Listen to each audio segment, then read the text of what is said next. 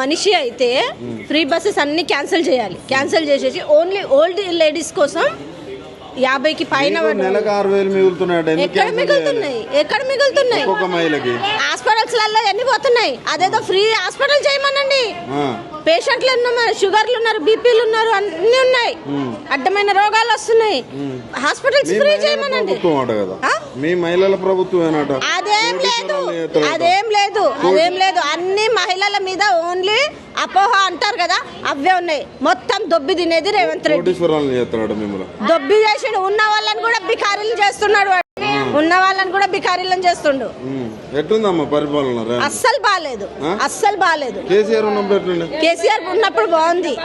ఆయన ఉన్నప్పుడు బియ్యం కానీ రేషన్ కానీ ఏవి ఎక్కువ రేట్లేం లేవు, మీడియంలో ఉన్నాయి.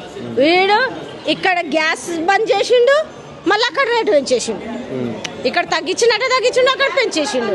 మళ్ళీ ఇక్కడ ఫ్రీ బస్ అంటున్నాడు. ఫ్రీ బస్ అన్నప్పుడు 3 రోజుల నుంచి ఫ్రీ బస్సులు బంద్ ఉన్నాయి.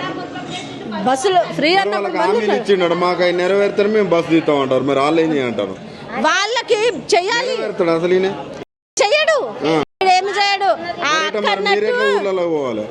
అవసరం ఉంటే పోక తప్పదు. కిరాయిలు పెట్టుకున్నా ఎట్లనో అట్లా పోవాలి. ఇప్పుడు మా మేనత్త చచ్చిపోయింది, పోయి వస్తున్నా, ఏం చేయాలి? తప్పదు కదా. అక్క అన్నట్టుగానే ఇవన్నీ క్యాన్సిల్ చేసేయాలి. ఏ వద్దు అన్ని తీసి బొందలు కొట్టాలి.